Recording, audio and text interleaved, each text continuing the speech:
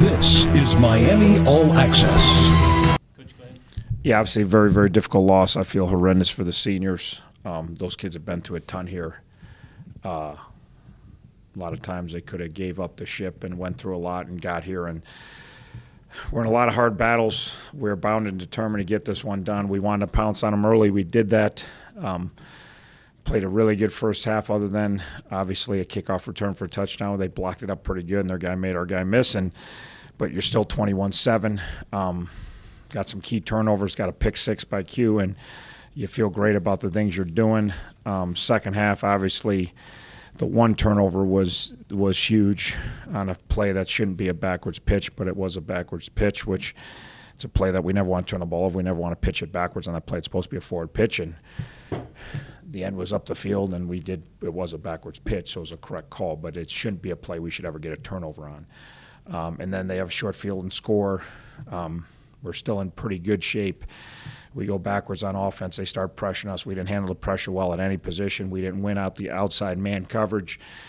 We didn't protect good enough, and our quarterback didn't hang in there. When we did protect and had guys open, he was jittery and not setting his feet and throwing the ball. So they heated us up in the second half, and we didn't handle it on offense at all. So that was disappointing, and then they tie it up. But again, for us, we're not that good. Like when it was 21-21 with 8 minutes to go, I'm like, if you'd asked me 2 hours ago if I'd take 21-21 with 8 minutes to go, I'm taking every time. We've come a ways, but we're not obviously a juggernaut sitting at 2-9. So we were telling the guys, sound like this is what we want, and then we don't do anything. Then they get the ball and miss the field goal. And we got a nice drive put together, and we got to make a play. We got 3 cracks on the 45. We need to get a first down. If we get one first down, we're going to have a field goal attempt to win. Whether we make the field goal or not, who knows? But we're going to line up to kick a field goal well and within Caleb's range. He's a good kicker. We throw a ball. We got it in the receiver's hands. Looks like we got the ball in the 23, and we don't hang on the ball. And then we didn't make 2 good throws after that, and we didn't protect real good either. So it was But the one chance we had, all we got to do is catch a ball. If we catch a ball, on 20, but that's where we're at. I mean, there's no good teams make that play, and they win the game 24-21, And then, obviously, we get one thrown overhead. Marshall was battling. He's hobbled. We don't have a lot of other bullets. We got who we got, and he was fighting. I'm not down on Marshall. They make a good throw and catch, and we're trying to, and I thought our defense played good enough to win. So they're very disappointed, for all the guys in the locker room, disappointed for the coaches. We've worked very hard, but at the end of the day, OU made one more play than us, and they deserve to win the game. And that's we have to live in reality. We can't live in, now I still feel the seniors and very proud of them for what they've done and how far we've come. If anybody saw the OU game a year ago, it wasn't a fair fight, And I don't think they're as good a team as they were a year ago. That's part of it, but I think we're a whole lot better, and we have to understand that we've made a giant leap in one season. We got really competitive in this league in one season, but we're 2-6 in the league, and besides one game, if we play better in the fourth quarter, we could easily, have 3, 4, 5, maybe even 6 wins in the league. I don't think we could have got to 7. I don't think we could have beat Northern or Western, but the other games are all games that are winnable, but we got outplayed when the game was on the line. So we got to get bigger, faster, stronger, and we got to keep coaching better, and we got to keep practicing better. We got to keep getting better. So I'm excited where we're headed. I'm not long-term. I'm ecstatic. Short-term, I would have loved to win this game for a lot of different reasons, mostly for the kids in that locker room that have really fought hard, and particularly the seniors. When you jumped out to that 21-0 lead, how confident were you feeling? I was feeling good. We need to keep playing and keep getting points. We didn't get any more points, and we turned the ball over. So I was confident we would win the game. I certainly didn't think the game was over at that point, but I felt like at that point we were playing very well. And their adjustment was to heat us up and get after us, and and kind of what Western did. And we're not strong enough up front to protect. We're not strong enough outside to win when people press us. That's reality, of where we're at. We got good players. When they were sitting in zone, and we would have kept scoring. They said we can't sit in zone. So we know we have to make a giant stride in the off season. With our strength level when it comes to people putting a lot of guys in the line of scrimmage and getting after us. And That's how I would have defended us all year. Thank God some teams did, and when they didn't, we did some pretty darn good things. But we got to be able to handle that because teams are going to do that to us. Not much you could have done against the blitz then.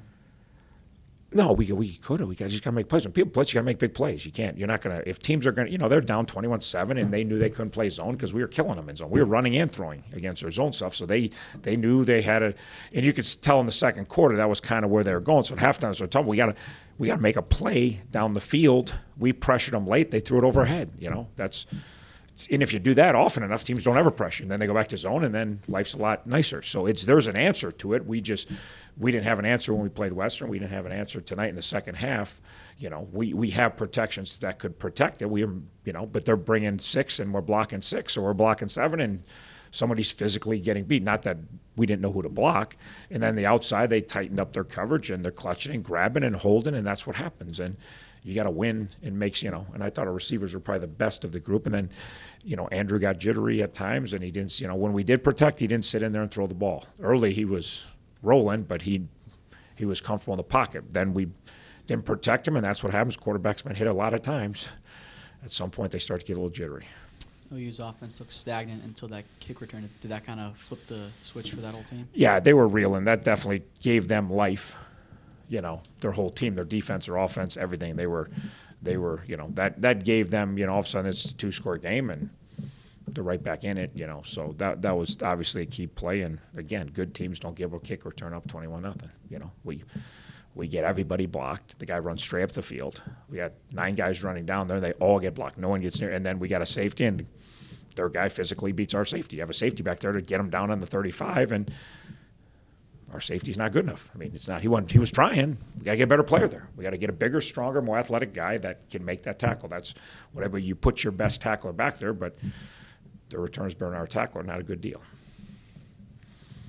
Just off the top of my head, I'm thinking that there probably weren't all that many times this year when Miami was playing with the lead, especially that kind of a lead. Very few. Especially that kind of a lead. Is there any possible issues or things where you have to kind of learn or have a maturity to play with the lead? Yeah, but I thought we were fine. We didn't get too high. We didn't get giddy. I think early in the year, if we'd had that lead, we'd have been jumping around like little kids on the sidelines, But we were pretty composed. What we have to learn is, okay, you're getting after them pretty good on both sides of the ball. They're going to start making adjustments. They're going to start trying something else. And now you have to be able to handle the new, and today it was, more pressure that they say, okay, we can't stop them, so we'll start heating them up. And then we never, for 2 straight quarters, made enough plays. We made a few plays, but made enough plays, So to me, again, it still comes down to the fourth quarter tie game. We got the ball in the 45. We're 1 first down. We got to make 1 play in 3 plays. We know they're going to be men. We know they're going to be pressure. We got to pitch and catch 1 time. You're not going to run it into an all-out pressure. You got to win a 1-on-1 matchup. We did win 1 and had a chance. If we dropped the ball, the other 2, we didn't really ever have a chance to catch it. It seemed like in the second half there came a point where they got the running game going a little bit. Could some of the success doing that have helped them a little bit in terms of getting the passing game going as well? Yeah, a little bit. I mean, defense, if you really break down our defense, they don't give up a point in the first half. In the second half, we fumble the ball in our 14. They punch it in. Whatever, I like to stop it, yeah, but they punch it in, and then they get the ball on another short field and punch it in. So I think they ran it okay, but we gave up a 14-yard drive and a 44-yard drive the whole game. They'll drive that kills you as the last one. We can't give up an 80-yard drive with a minute left. Yeah, I mean, we can't let them throw the ball over our heads in that situation. We got to make them drive the ball. We didn't, and they made a big play. But other than that, I mean, other than the last drive, I'm pretty good with our defense. For them, they played pretty good for who we have on the field right now. So, and I think they did run a little bit in the second half, but I never felt like they could really. I never felt like our defense didn't have a chance to stop them. I felt pretty good all day about them. All right, Coach Byrne, I think we're good. Thanks. Andrew, the things were going pretty well in the first half, obviously, and then they seemed to get a lot of pressure going on you, especially deep in the field, in your own territory there in the second half. what kind of stuff were you seeing as far as changes? Yes, in the first half, they played a lot of zone, and that's what we were expecting coming in.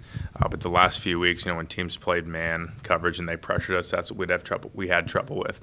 So that's what Ohio elected to do, and they had some success. Whether it was me missing a protection, or a receiver running a bad route in a play that we protected, or the O-line messing up a protection, we just couldn't put it all together in the second half, and that's frustrating for us, especially the way we started. But again, it was a collective effort for our offense. The way we couldn't put drives together.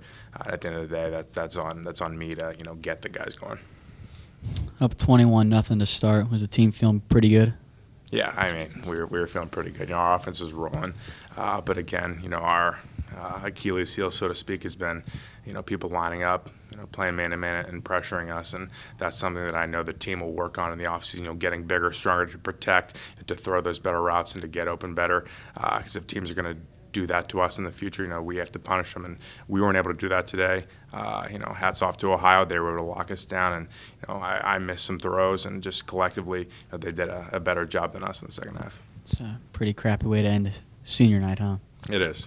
You like to end your senior's careers on a win. That's you'll remember your family being on the field and whatnot. But to get that win would have been awesome for myself and the seniors. But tonight it didn't work out for us, and obviously it's a sour way to end. But I'll still reflect with the happiest attitude on my 12 games here in Miami.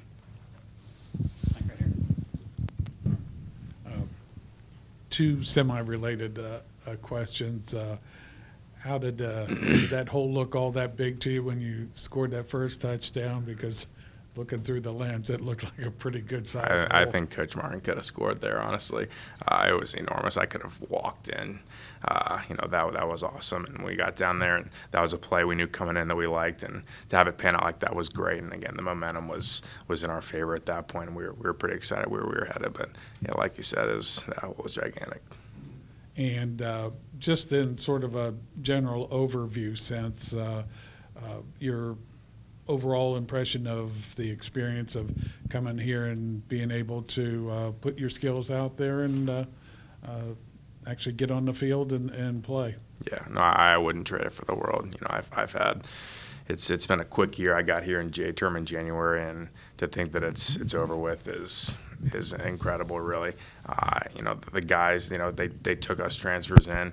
They look at us as brothers like they do the rest of their teammates, and that's what I'm going to miss the most with this group is that we were part of them. To do that in a year, the way they took us in and to compete on the field, like you said, to be the guy for a program for 12 months was an unforgettable experience, and I couldn't be happier that I made that decision. Thanks. Cool. Thank you. Well, take me through that pick six that you had. Just got an opportunity to make a play on the ball, honestly. Had a comeback. I read it, jumped it, and then I was determined actually to get into the end zone because a lot of times I get an interception, I fall to the ground, and I wanted to keep my feet this time, and I just was determined and kind of got some cutback lanes and was fortunate enough to reach the corner of the end zone. Got to tell you played halfback in high school. Yeah, I tried to bring that offense out a little bit.